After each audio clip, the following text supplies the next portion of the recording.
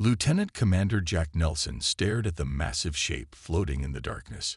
His small survey ship's lights barely reached the strange object's hull. It was unlike anything he had ever seen. "Are you seeing this, Olivia?" he asked through his comm. "I'm seeing it, but I don't believe it," replied Engineer Olivia Grant.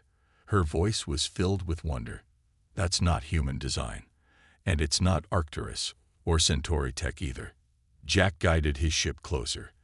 They were deep in the Outer Rim junkyard, a place where old ships came to die. The military had sent them to look for salvageable parts, not to find alien treasure. The ship was huge, at least 5 times bigger than Earth's largest battleship. Its strange metal skin was dark and dull, covered in what looked like blast marks. Parts of its hull were torn open, revealing complex machinery inside. "We need to report this," said Olivia. Jack nodded, though he knew what would happen. The brass would swoop in, take control, and he would never see the mysterious ship again. Still, rules were rules. 3 days later, Jack stood in Admiral Susan Winter's office aboard Earth Central Station. The Admiral was not happy. "A derelict alien ship, and you want permission to salvage it?" Her eyes narrowed. "Every expert I've consulted says it's a waste of resources. That thing has been dead for who knows how long." "With respect, Admiral, they haven't seen it up close," Jack said. "There's technology in there beyond anything we have. If we could learn even a fraction of it." "We're at war, Commander," she cut him off. "The Krell are pushing at our borders. I can't spare ships or people for what might be a wild goose chase." Jack took a deep breath. "Give me one ship, a small team. If we find nothing useful in 3 months, I'll admit I was wrong." The Admiral studied him for a long moment. "You've got a solid record, Nelson. 1 ship, 3 months, not a day more." 1 week later, Jack stood in the cargo bay of the salvage vessel U.S. Horizon, watching as Olivia prepared her tools. Beside her was weapons specialist Alan Carter, checking his gear. "You really think we can get this thing working?" Alan asked, his voice doubtful. "Not working," Jack replied. "But understand it. Learn from it. Absolutely." Dr. Peter Kelly, the team's xenobiologist, entered the bay with Communications Officer Maria Rodriguez. "The scans are complete," Maria said. "The ship's structure is like nothing in our database. Some of the materials, we don't even have names for them." Peter nodded excitedly. "And there are signs the ship might have had biological components integrated into its systems." Jack smiled. This was exactly what he had hoped for. The first days aboard the alien vessel were slow and careful. They moved through dark corridors with only their suit lights showing the way. The air was stale but breathable. Power systems were dead. "It's like a ghost ship," Alan whispered as they passed what looked like living quarters. By the end of the first week, they had set up a base camp in what they guessed was the ship's command center. Strange panels lined the walls. Chairs too large for humans sat before dead screens. "Whoever built this was big," Olivia said, examining a control panel. "Maybe 8 feet tall." Jack ran his hand along a smooth section of wall. "How old do you think this is?" "Based on the decay rate of some materials," Peter replied. "At least 50,000 years, maybe more." They all fell silent, trying to grasp the age of the vessel. On the 10th day, Olivia made her first breakthrough. She managed to connect their portable power unit to what seemed to be an auxiliary system. For a brief moment, lights flickered along one corridor before dying again. "It responded," she said, her eyes wide with excitement. "This ship isn't completely dead." What none of them noticed was the faint blue glow that appeared deep within the ship's core after that power surge. A system that had slept for millennia began a silent self-diagnostic. Something ancient was slowly waking up. Jack looked at his team's excited faces. "This is just the beginning," he said. 3 months from now, this ship will have changed everything we know."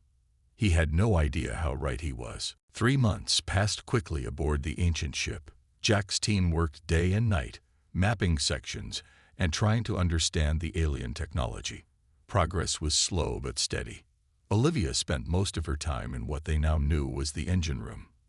The massive power core remained dark and silent, but she refused to give up. "I think I've figured out the basic power routing," she told Jack one morning. "It's like nothing we use. The whole ship seems to be one big circuit." Jack nodded, looking at her diagrams. "Do you think you can get any systems online?" "Maybe." She brushed hair from her tired eyes. "I need to try a direct connection to what I think is the main computer core." Later that day, Olivia carefully connected their power unit to a crystal-like structure in the ship's heart. The rest of the team watched from a safe distance. Powering up in 3, 2, 1. She activated the connection. At first, nothing happened. Then a soft hum filled the room. Blue light spread through lines in the walls and floor. The crystal began to glow.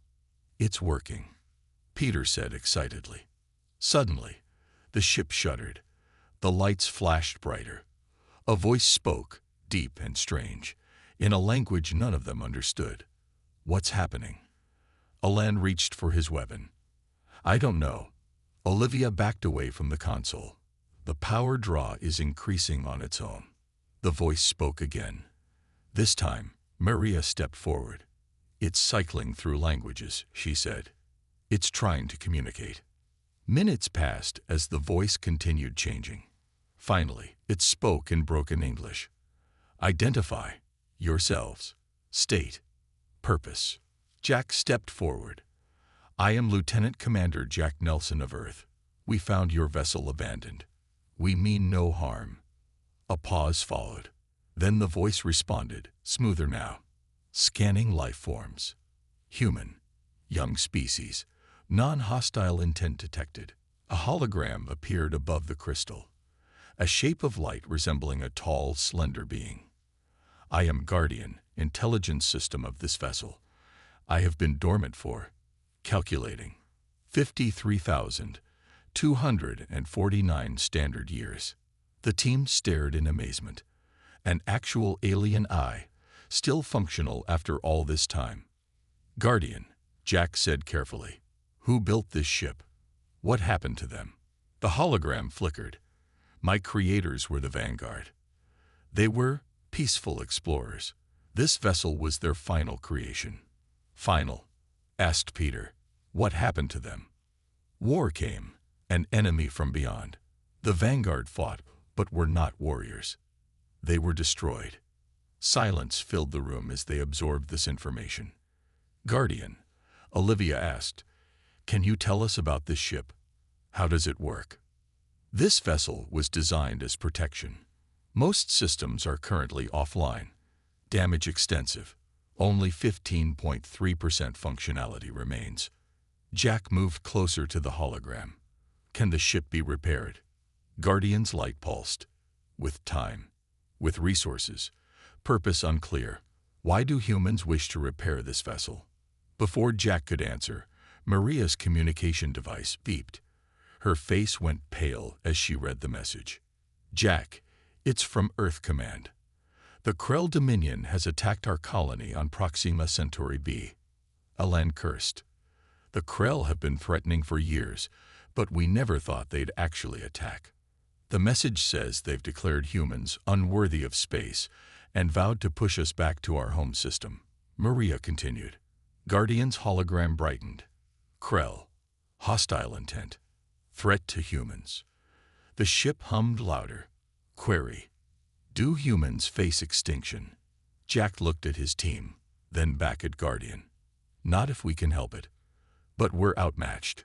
Krell ships are more advanced than ours." The hologram seemed to study him. "This vessel was built to protect. It can be restored." "You would help us?" Jack asked. "Purpose found. New directive accepted. Protect humans from extinction." Guardian's voice became stronger. "Beginning repair protocols. Activating self-healing systems." Throughout the ship, dormant machinery stirred to life. Lights flickered on in previously dark sections. "Guardian," Jack said, "what weapons does this ship have?" The hologram paused before answering. That information is restricted until trust is established. First, propulsion and defense must be restored. Jack nodded. Then that's where we'll start. Outside the ship in the cold of space, the damaged hull began to slowly change. Microscopic machines awakened, beginning the long process of rebuilding what was broken. The ancient warship was coming back to life. Jack stared at the message on his screen. Admiral Winter's face was grim. "All ships are being recalled to defend Earth," she said, "including yours, Commander Nelson. Abandon your salvage project and return immediately." "Admiral, we've made a breakthrough," Jack replied. "The ship has an eye. It's helping us restore systems, if we can get it working." "That's an order, Commander. The Krell have destroyed Proxima Centauri colony. They're moving toward the inner systems. We need every ship and every soldier." The transmission ended. Jack looked at his team gathered around him. "We're being recalled," he said simply. Alan shook his head. "If we leave now, we lose everything we've learned. And if we disobey orders, we lose our careers," Maria pointed out. Olivia stepped forward. "Jack, Guardian has activated the ship's self-repair systems. Every day we stay, more systems come online." "But it's still just a broken ship," Jack said. "The weapons are offline. The engines barely work." Peter spoke up quietly. "Actually, that's not entirely true. Guardian showed me the engine schematics today. This ship doesn't use normal space engines. It has something different." Jack raised an eyebrow. "Different how?" "Guardian calls it fold space technology. It doesn't just move through space. It bends space around itself." The room fell silent. Such technology was theoretical at best in human science. Jack turned and walked to the ship's command center, where Guardian's hologram hovered. "Guardian, how long until the engines are operational?" The hologram flickered. "Main propulsion is at 42% capacity, sufficient for limited travel." "And how fast could this ship go, even at 42%? "Approximately 30 times faster than your fastest vessels." Jack's eyes widened. "With such speed, they could reach Proxima Centauri in hours, not days." He made his decision. "We're not going back to Earth. We're taking this ship to Proxima Centauri." His team looked shocked. "That's disobeying direct orders," Maria said. "I know." Jack nodded. "I won't ask any of you to risk your careers. Those who want to return to Earth can take our original ship." No one moved. Ellen smiled. "We're with you, Commander." Jack turned back to Guardian. "We need a name for this ship." The hologram pulsed. "My creators called it Dawnbringer." "Too fancy," Ellen said. "How about Phoenix? An Earth legend about a bird that rises from its own ashes." "The U.S. Phoenix," Jack said, testing the name. "I like it." Over the next 2 days, they worked without rest. Guardian guided Olivia through the engine activation sequence. The ship hummed with increasing power. "If I'm understanding these controls correctly," Olivia said, "we should be ready for our first flight." Jack sat in the captain's chair, modified to fit a human. The alien controls had been partially translated by Guardian. "Everyone ready?" he asked. His team took their positions. Alan at weapons, though they remained offline. Maria at communications. Peter monitoring ship systems. Olivia at the engine controls. "Guardian, set course for Proxima Centauri B," Jack ordered. "Course set." "Warning. Battle signatures detected in target system." Jack nodded grimly. "Proceed." The Phoenix shuddered. Outside, the ancient hull glowed with blue energy. Stars blurred as space itself bent around the vessel. "My God," whispered Maria. "We're moving faster than anything in human history." Hours later, they arrived at Proxima Centauri B. What they found left them speechless. The colony was gone. Buildings burned. The orbital station was a field of debris. In the distance, massive ships moved away from the destruction. "The Krell fleet," Alan said, his voice tight with anger. "They can't detect us," Guardian reported. This vessel's stealth systems are functioning at 67% efficiency. Jack watched the enemy ships disappear into the darkness of space. "We're too late to save the colony," he said quietly. "But now we know what we're up against." Maria looked at the sensor readings. "Those ships are 3 times the size of our largest battleships. Their weapons," she shook her head, "we wouldn't stand a chance." Jack's hands tightened on the armrests of his chair. "Guardian, how long until the Phoenix's full systems are operational?" "Unknown. Months, perhaps. Many systems remain damaged beyond self-repair capability." Jack stood up. "Then we'll have to help it along. And we'll need resources." He looked at the departing Krell ships. "Their resources." Alan grinned. "Piracy, Commander. I like how you think." "Not piracy," Jack corrected. "Guerrilla warfare. They've declared war on humanity. We're just fighting back." The Phoenix hung silently in space, watching the destroyers of worlds leave. Soon, they would follow. 2 months passed. The Phoenix became a ghost that haunted the Krell. It would appear from nowhere, strike, and vanish before their warships could respond. Jack looked at the star map in the command center. Red dots marked their successful raids. "That's the 5th supply ship this month," Alan said with pride. "The Krell are starting to travel in convoys." Maria nodded. "Their communications show they're getting scared. They call us the Phantom Ship." Jack turned to Olivia.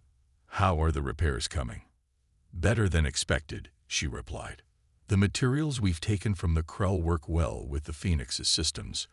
Guardian has been able to integrate their technology into our repairs." Guardian's hologram appeared. "Current ship functionality at 53%. Significant progress." Peter entered the command center, excitement clear on his face. "I've made a discovery about the weapon systems." Everyone turned to him. "I've been studying the ship's design," Peter continued. "We've been wondering why we can't activate the weapons. I think I know why." He brought up diagrams on a screen. The Phoenix wasn't designed primarily as an attack vessel.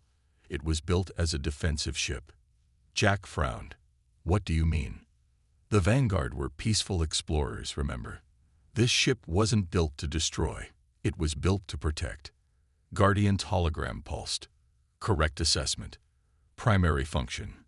Defense. Not offense." Jack looked confused. "But you called it a warship." "By your definition, yes," Guardian replied. "But its power is not in destruction." Olivia studied the diagrams. "So all these systems we thought were weapon banks, they're actually defensive shields. Energy absorption systems." "Precisely," Guardian said. "The Phoenix was designed to end wars by making attacks futile, not by destroying the attacker." The team fell silent, digesting this information. Alan finally spoke. "So we've been trying to turn on weapons that don't exist." "Not exactly," Peter said. "The ship has conventional weapons, but they're secondary systems. The primary systems are defensive."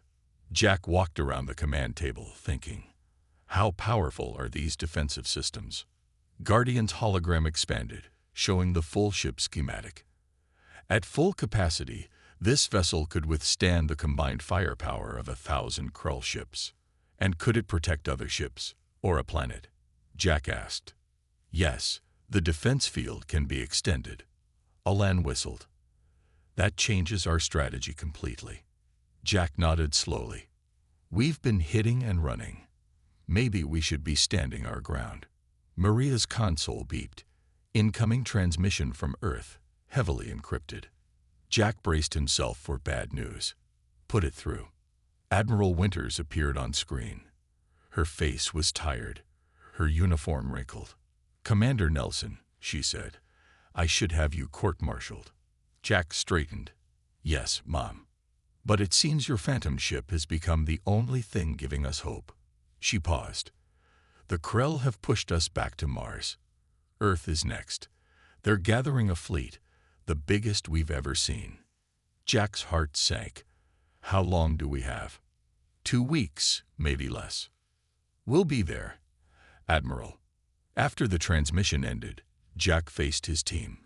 We need to push the repairs. If those defensive systems can protect Earth. There's a problem, Olivia interrupted. The main defensive array is still damaged. We need specific materials to fix it. What materials?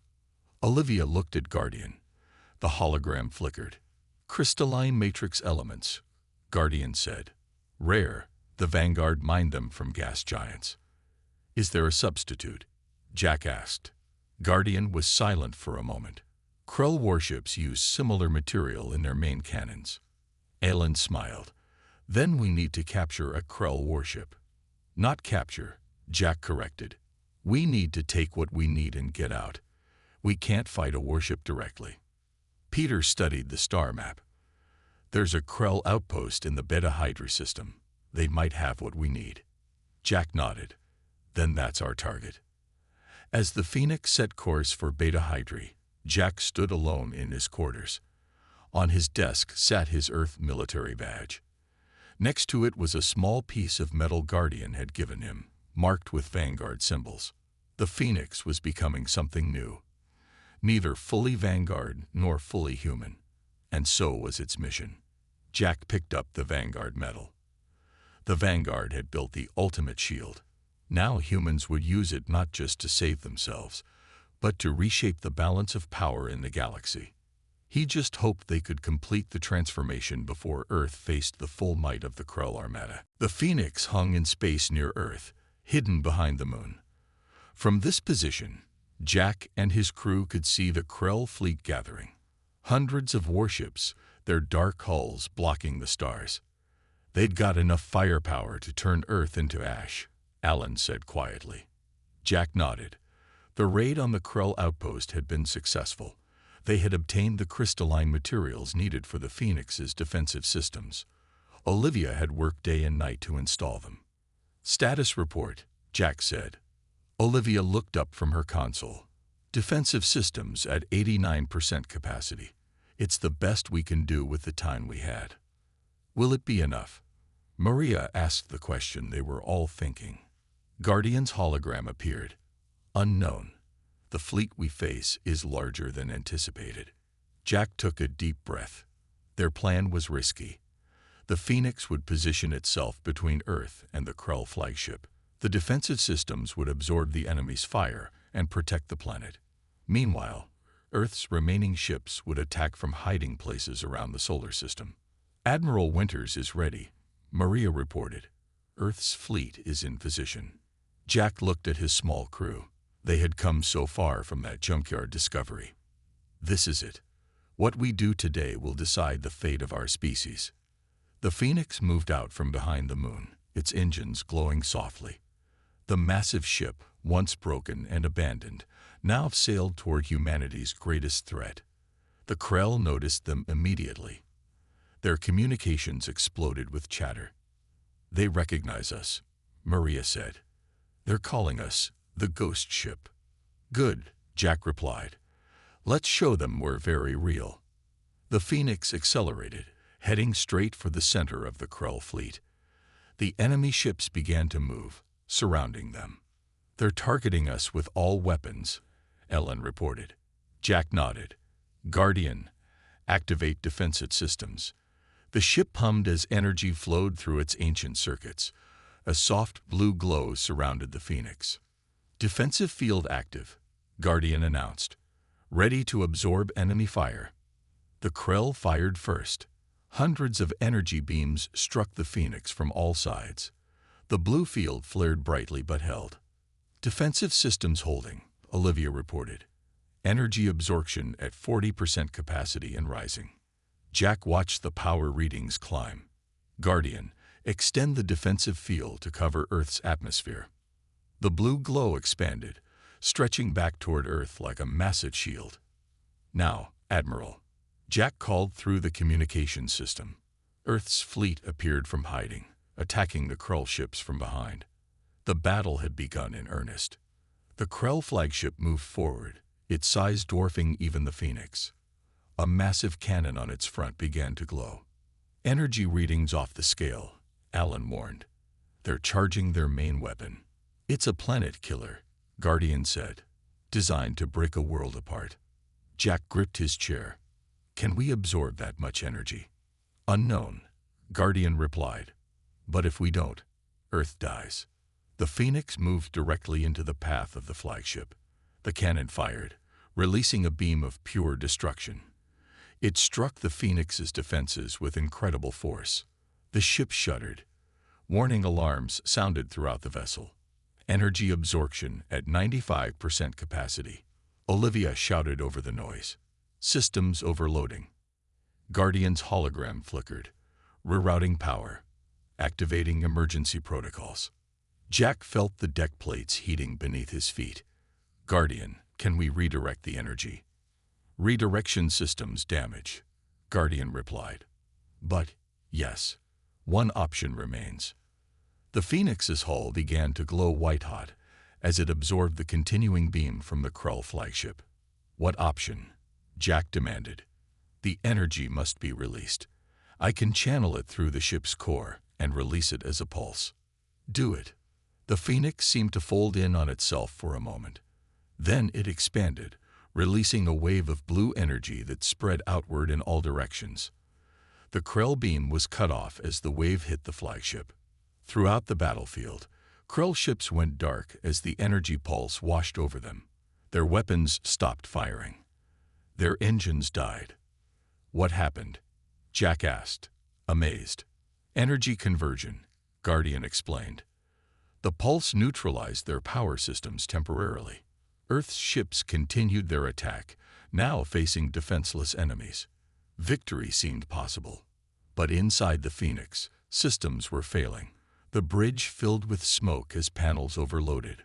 We've taken too much damage, Olivia reported. Hull integrity failing. A massive explosion rocked the ship. Jack was thrown from his chair, striking his head against a console. As darkness took him, his last thought was of Earth, still standing, still fighting. The Phoenix had done its job. It had become the shield humanity needed. Jack opened his eyes to bright lights. For a moment, he thought he was dead. Then the pain hit him, and he knew he was very much alive. He's awake, said a voice he recognized as Peter's. Olivia's face appeared above him. Welcome back, Commander. You've been out for 3 days. Jack tried to sit up but couldn't.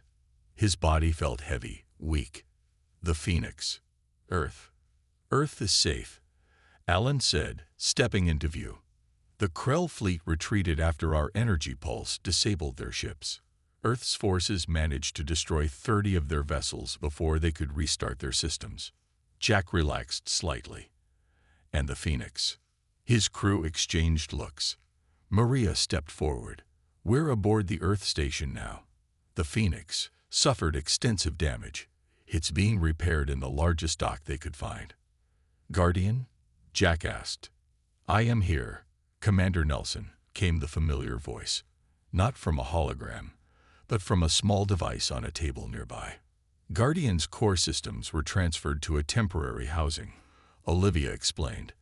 The ship's main computer was too damaged to sustain him. Jack nodded slowly. So we won a battle, but the war continues. Actually, Peter said, there's more to it than that. Guardian has been telling us things. Important things. At that moment, Admiral Winters entered the room. She looked at Jack with a mixture of respect and exasperation. Commander Nelson, breaking every rule in the book and saving Earth in the process. She almost smiled. You should be court-martialed. Instead, you're being promoted to captain. Jack tried to salute but couldn't raise his arm properly. Thank you, Admiral. Don't thank me yet. She turned serious. Your alien friend has been sharing some interesting information. Information that changes everything we thought we knew. Guardian's voice came from the device.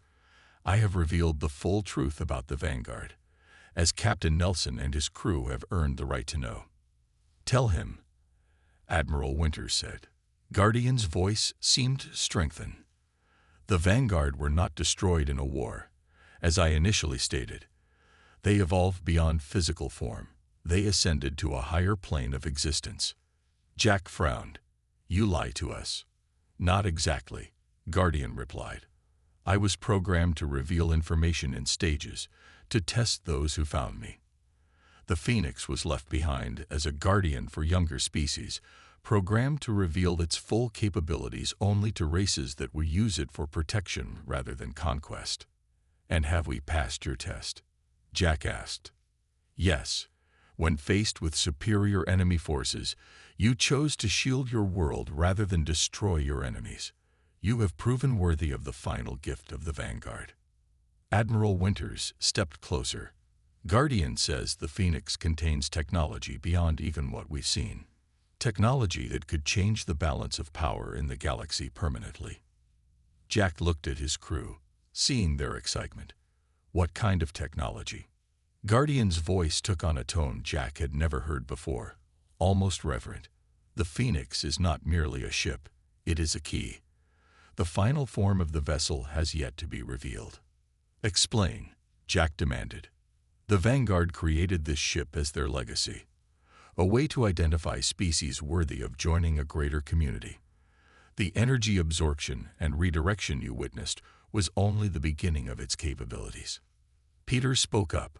Guardian showed us scans of the ship's core. There are systems within systems, Jack. Technology that rewrites the basic laws of physics as we understand them. And now that you have proven worthy, Guardian continued, I can activate the final transformation. The Phoenix's true form can be revealed. Jack slowly sat up, fighting through the pain. Why now? Why not before, when we needed it to fight the Krell? The final systems could not be activated until the defensive systems were used as they were designed, to protect, not to destroy. You had to face the ultimate test, choosing to sacrifice yourselves to save others. Admiral Winters looked at Jack intently. The Krell have withdrawn to their home systems, but our intelligence suggests they're not giving up. They're gathering an even larger fleet. Every ship they have. They mean to return and finish what they started. Jack nodded grimly. How long do we have? 2 weeks. Maybe less. Jack looked at Guardian's device. Will the Phoenix be ready by then? More than ready, Guardian replied. The transformation has already begun. On a screen nearby, Jack could see the damaged Phoenix in its dock. But something was happening to it. The hull was changing, sections moving and reshaping themselves. A soft glow emanated from within, growing stronger by the second. The ultimate weapon of the Vanguard was waking up. And the galaxy would never be the same. 2 weeks passed quickly. The Phoenix changed more each day. Its hull now gleamed with a silvery blue light. Its shape had become sleeker, more elegant. It no longer looked like a warship, but something greater. Jack stood on the bridge, now rebuilt and expanded. The neural interface helmet Guardian had created rested in his hands. Are you sure about this? Olivia asked, concern in her voice. Jack nodded. Guardian says it's the only way to fully control the ship's new systems.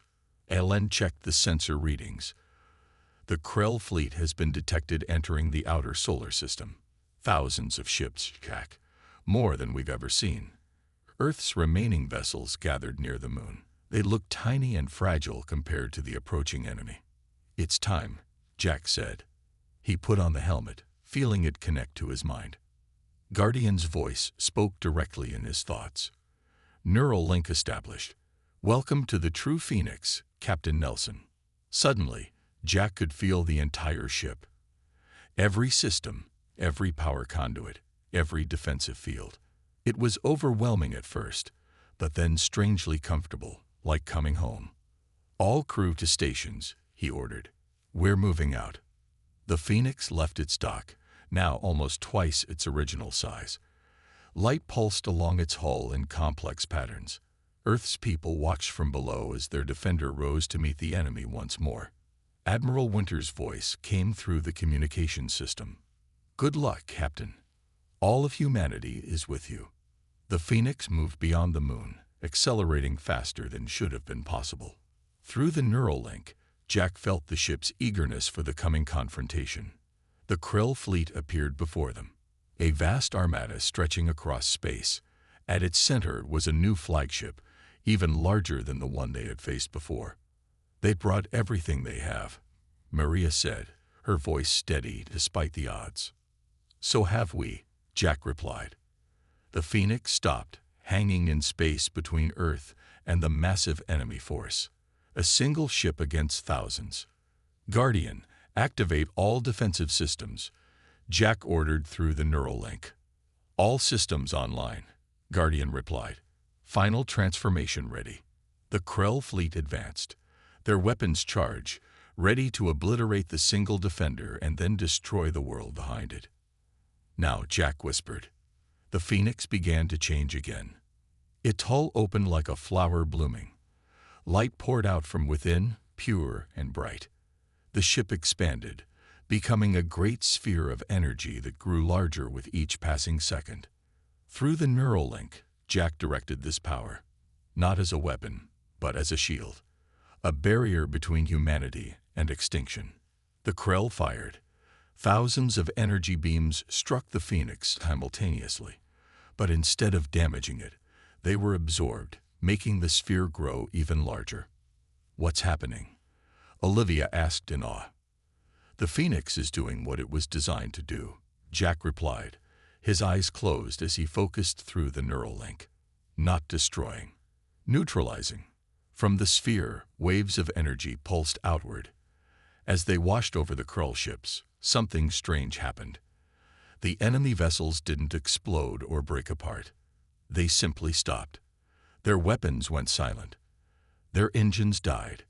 "Guardian, explain," Peter demanded. "The final system of the Phoenix is an energy field that neutralizes all aggressive technology," Guardian said. "Weapons, shields, engines designed for war, all disabled. Only systems with peaceful intent remain operational." Jack opened his eyes. "We've created a bubble of peace."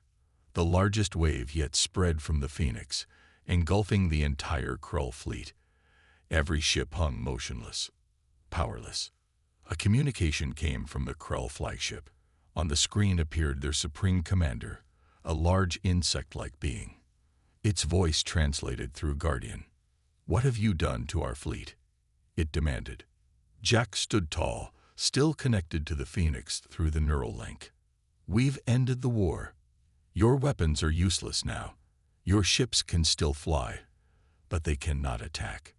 "Impossible," the Krell leader hissed. "This technology is beyond both our species," Jack replied. "It was left by the Vanguard as a gift to the galaxy, a way to ensure peace." "And our terms?" the Krell asked. "Simple. Peace with Earth and all our colonies, or remain permanently disarmed." Jack's voice was firm. "The choice is yours." Silence followed. The Krell Supreme Commander looked at something off-screen, then back at Jack. "We will discuss your terms." After the communication ended, Jack's crew surrounded him, faces filled with amazement. "We did it," Olivia whispered. "We actually did it." Jack removed the neural helmet. "The Phoenix did it. We just helped it fulfill its purpose."